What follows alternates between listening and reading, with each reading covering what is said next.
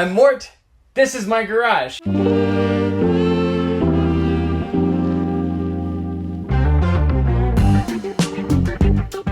new to YouTube. I've been doing this for a few months, and I wanted to share with you a few sort of reflections, things that I'm learning about myself and about this whole process of making videos and content here on YouTube, because I think it's been really cool. So here in this video, I'm going to discuss 5 things that really stand out as a new YouTuber.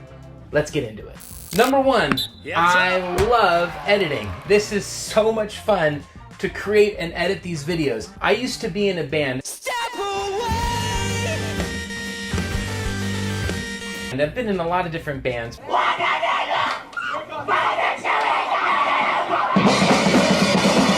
Songwriting is a whole different animal, because when you write a song, or at least when I would write a song, I would come up with an approximation of an idea. I would share that with my bandmates. We would put it through a paper shredder, tear the whole thing apart, put it back together again, and then out of that would be something far better than the original idea because it had all of our creative input. With editing videos on YouTube, what's fun is I've never edited a video before doing this channel, but I've always been a film guy. I would write about films. I would watch lots of films. Having YouTube is just, I mean, as soon as I opened up Final Cut Pro, which is what I used to edit, I fell in love almost immediately. First video I edited was one of me and my daughter going to Disneyland just to see if I like this process or if it's too exhausting or too confusing. It was none of that. In fact, it was exhilarating. Every video I can try a new idea, whether that's a new way to cut something or to transition something, or even just a creative idea that's in my head. Can I do that? Like in one video I did a parody of Mr. Rogers. Would this be stupid? Would this be funny? Would this be a little of both? There's one video where I'm talking to myself, and that was improvised in the car. Is like, I wonder if I could do this and if it would work. But I love that with editing,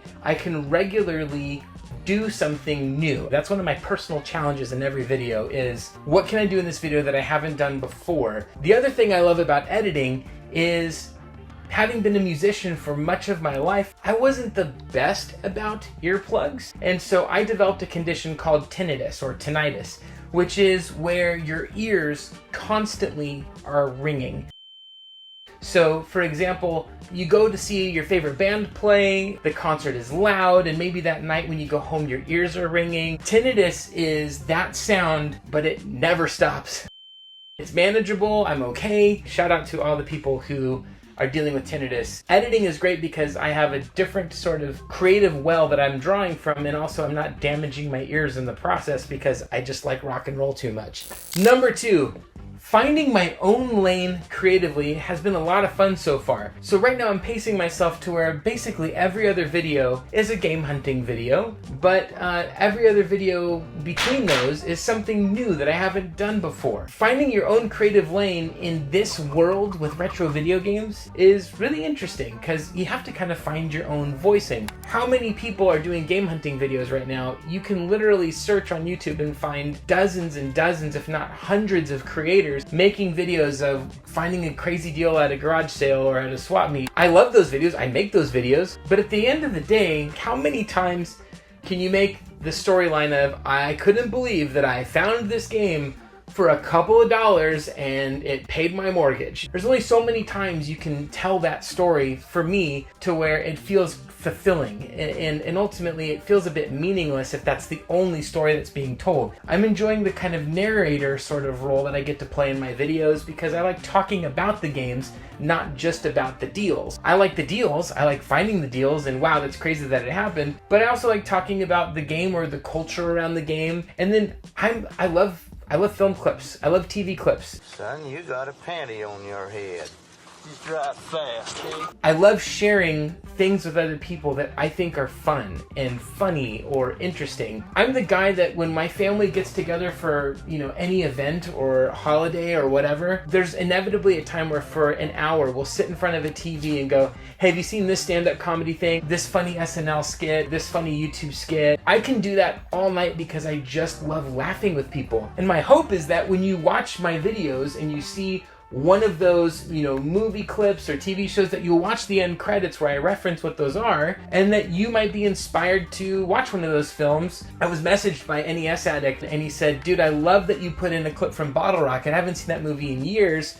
after your video, I went and grabbed my copy and I watched it for the first time in who knows how long. I love that. There's this challenge of not just using a clip for the sake of using a clip. Son, you got a panty on your head. I think people who creatively make something that is about something, but is also about something else entirely. I think the best people who do this is Girlfriend Reviews. That's probably one of my favorite channels on YouTube. And the reason is, even if you don't like video games, the way that they edit their videos and the nature of the way that they talk about video games, I think even if you don't like video games, you can watch their content and still really get something out of what they're making. Number 3, feedback is really important. Finding people who will speak directly to you, who aren't afraid to hurt your feelings. Some people say that we are not rappers. We're rappers. That hurts our feelings. Hurts our feelings when you say we're not rappers. And just tell you how they're experiencing what you create is just so critical. It is very easy to be so attached to something that you create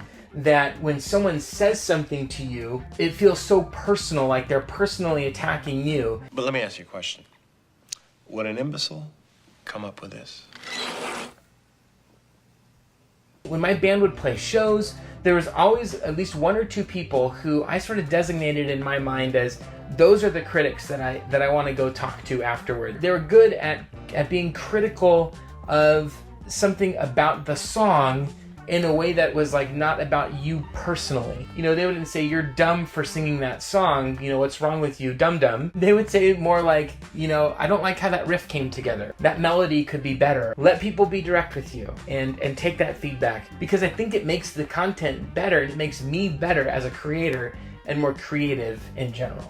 Number 4, like, subscribe, hit the notification bell. If you've watched at least 3 YouTube videos, this is a thing that everyone asks you to do. I feel like you know this, and it's like a wasted breath. I don't really know what to do with that. So my 4th reflection is really, I want people to like my videos. I want people to subscribe if they like the content. I want people to hit the notification bell because they're excited about what's being made. And yet at the same time, I feel like I'm begging, because really the main reason I'm doing that is because supposedly this helps the algorithm recommend my videos more to people, and I would like that. I want people to watch what I make. And if this is a part of it, is I have to tell people to like and subscribe and hit the notification bell, great. But you'll notice in my videos, I rarely, if ever, do that. I want you to do those things, and yet at the same time, I don't want to be like crawling on the floor like begging you, please like and subscribe, please hit the notification bell. And lastly, something that's interesting is creating a title and creating a thumbnail. I don't totally know how to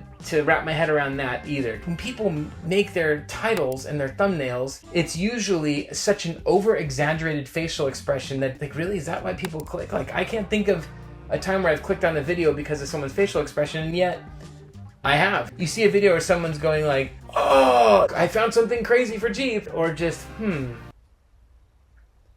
this might be my thumbnail. The other part of that is clickbait. You know, why does everything have to be like a BuzzFeed title? These 20 things will shock you about Paris Hilton. Number 7 blew our mind. Wow, does that make people click on stuff?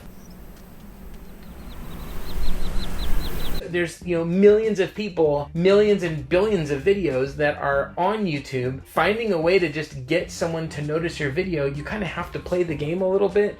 And yet at the same time, it's not something I enjoy because it feels disingenuous. If you see clickbait titles in my thumbnail and weird thumbnails and stuff, I don't know. I'm figuring out what my voicing and everything will be with all of that. So there you have it. There are my 5 reflections from being a new tuber. I am deeply appreciative that any of you have watched my videos, have tried out my content. It feels good to make these videos. It feels good to create something new and to have a platform to do it on. I love it, and I love being a part of all of it. Thank you for being here. Thank you for watching this video. Have yourself a wonderful day. Bye-bye.